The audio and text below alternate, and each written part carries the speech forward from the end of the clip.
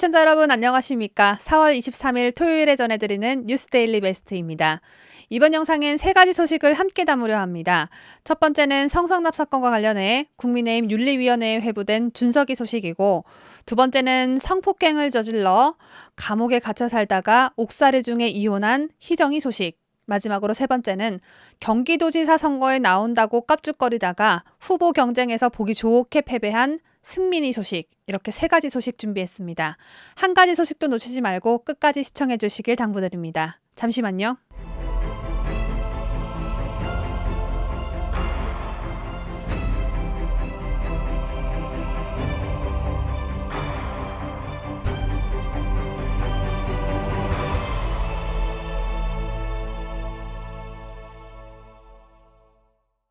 어제는 국민의힘 중앙윤리위원회가 대전광역시까지 내려가서 성상납을 거하게 받으신 이준석 대표에 대한 징계 절차를 개시했다는 아주 반가운 소식이 들려왔죠.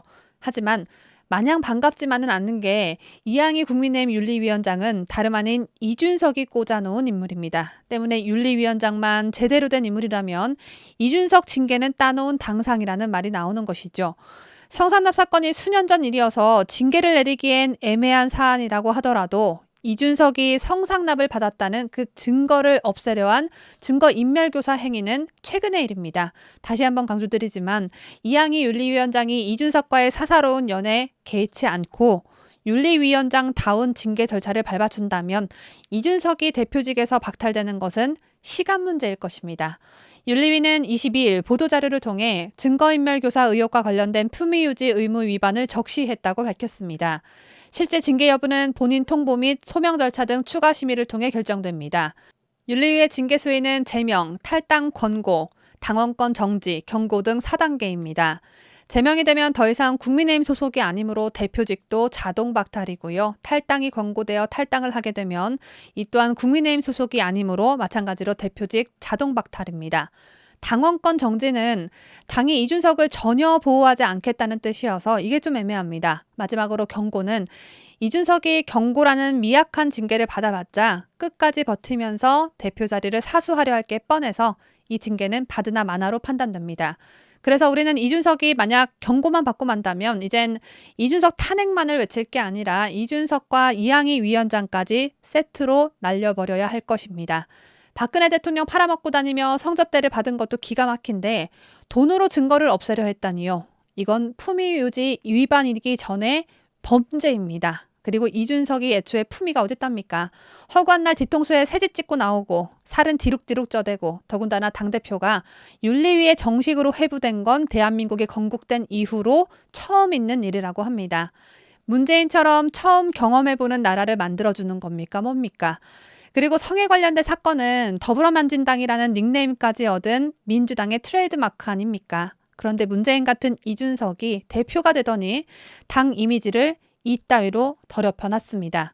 생각하면 생각할수록 화가 치밀어 오르는데요. 앞서 유튜브 채널 가로세로 연구소는 김철근 정무실장이 대전으로 찾아와 제보자 장모 씨에게 이준석이 성상납한 게 아니었다는 진술서, 일종의 각서를 써달라고 했다고 주장하며 대전의 한 피부과에 7억 원 투자 유치를 하겠다는 약속 증서를 제시한 바 있습니다. 장사님, 그러면 제가 지금 어디 계세요 지금? 대전이죠. 대전에 사람을 하나 보내면 혹시 만나볼 수 있으세요? 아, 당연하죠. 그럼 수사 기록은 뭐예요? 그럼 예? 수사 어떤 거요? 기록은 뭐라는 거예요? 수사 기록 대전지검 어쩌고 하는 거. 아, 그거를 네. 옛날에 예, 김정진이 구속되면서 예, 카톡을 다 깠어요. 예, 예. 예, 카톡을 다 까고 저하고 김철호랑 그 달려 들어갔었어요. 그건 예, 모르시죠? 예, 몰랐어요. 예, 예, 달려 들어갔어요. 예, 달려 들어갔더니 얘기를 해라. 근데 김철호가 반기민부터 시작해갖고 모든 거를 내가 보내준 거를 예, 거기다 깐 거예요. 지금 내가 그때 어려워서 우리 대표님한테 가서 얘기했잖아요. 예, 사실 기자들한테 전화 왔다고 하는 거 사실이었어요. 예, 예, 그런데도 대표님은 그냥 모른 척 쌩깠잖아요. 예, 예. 장사님, 그럼 내일 제가 사람을 한 명 대전 좀 보낼게요. 아침에. 예, 보내세요. 보내셔가지고. 좀 만나주시고 상황 좀 저희가 파악할 수 있도록. 예, 알겠습니다. 예. 예, 시청 앞에 아르노보 팰리스라고 있어요. 예, 2층 이동규 피부과 쪽으로 오시면 돼요. 알겠습니다. 네. 그러니 양해를 내가 좀 구해야 될 것 같은데. 무슨 어떡하- 양이에요? 아니, 시간. 저기 뭐냐, 응. 실장님 오실 필요 없이 투자자 한 명만 보내시면 되잖아요. 아니, 근데 이 선거판이 되니까 그 사람들도 이런 거 저런 것도 재고 보고 있단 말이야. 내가 2명인가 만났단 말이야.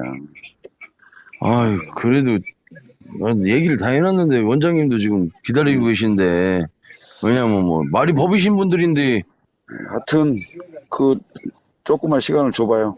네, 요번 달에 안으로 좀 해주세요. 하여튼 노력할게요. 예.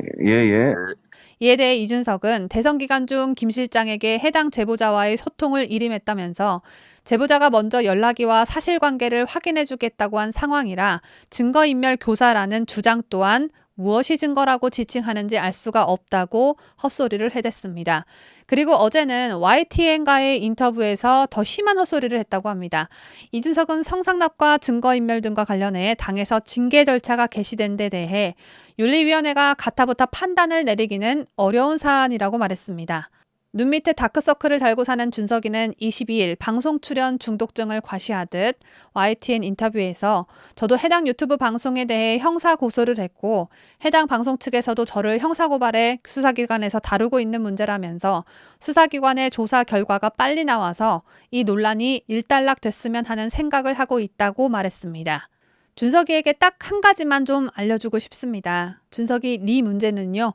윤리위에서 가타부타 판단을 내리기 엄청나게 쉬운 사안입니다. 준석이가 성접대를 받았다는 증거는 이미 검찰 수사 기록에 나와 있고 준석이 변호인이 참고인에게 거짓 증언을 지시한 통화 녹취도 버젓이 존재하고 있습니다. 준석이는 윤리위원회를 법원으로 생각하고 이항희 윤리위원장을 판사로 생각하나 본데 윤리위원회는 말 그대로 윤리적 판단을 하는 곳입니다. 도덕보다는 규범의 성격이 강한 게 윤리인데 규범을 수차례 어긴 게 준석이 네가 한 짓입니다. 이렇게 쉬운 윤리적 사안을 두고 판단 내리기 어려운 사안이라니 그건 준석이 혼자만의 얼토당토 않는 생각이고요.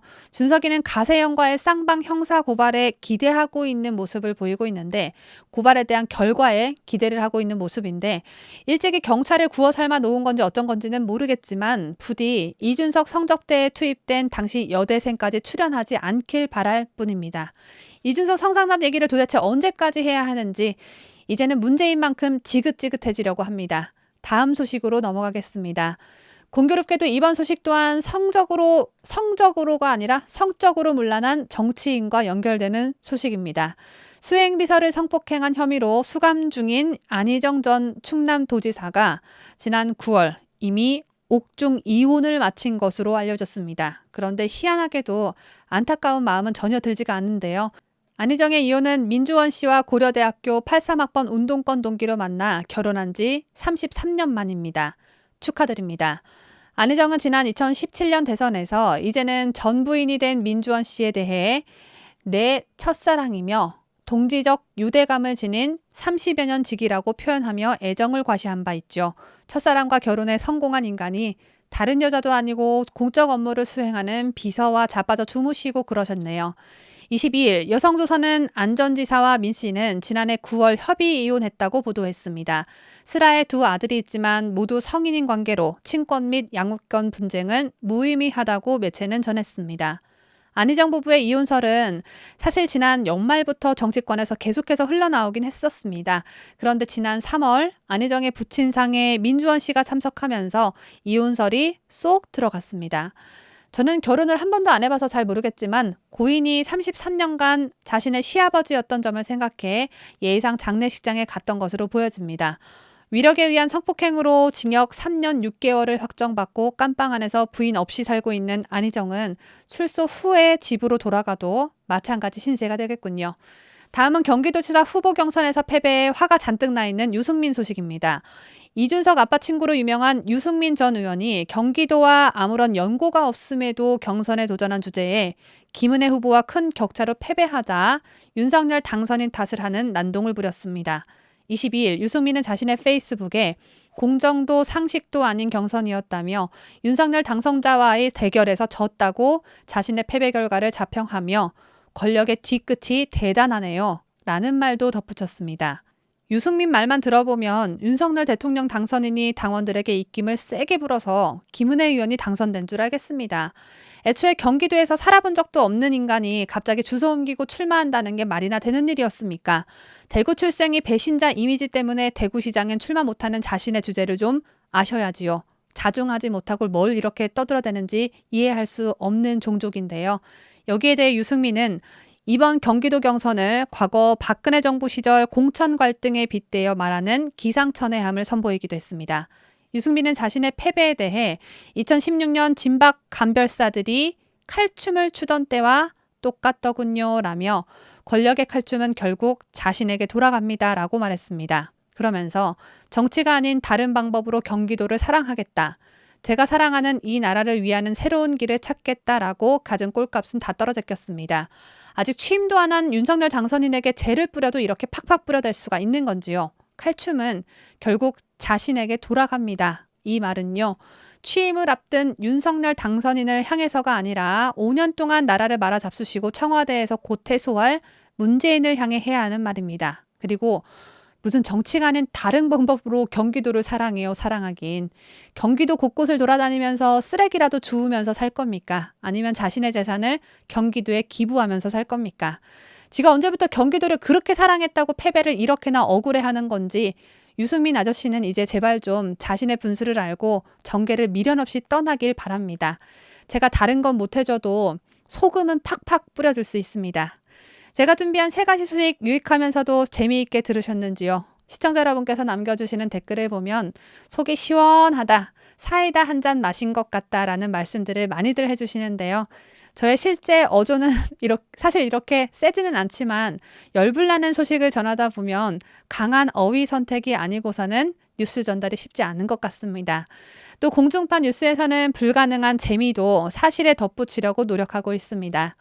오늘 이 영상 역시 저희 채널을 모르시는 분들께 널리 퍼뜨려 주시길 부탁드립니다. 즐거운 주말 보내십시오. 저는 더 알찬 소식을 들고 여러분을 다시 찾아뵙겠습니다. 끝까지 시청해주신 여러분 대단히 고맙습니다.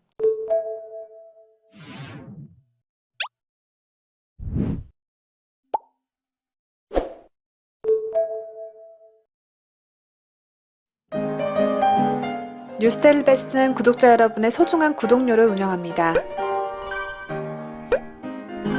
여러분의 자발적 구독료 참여를 기다립니다.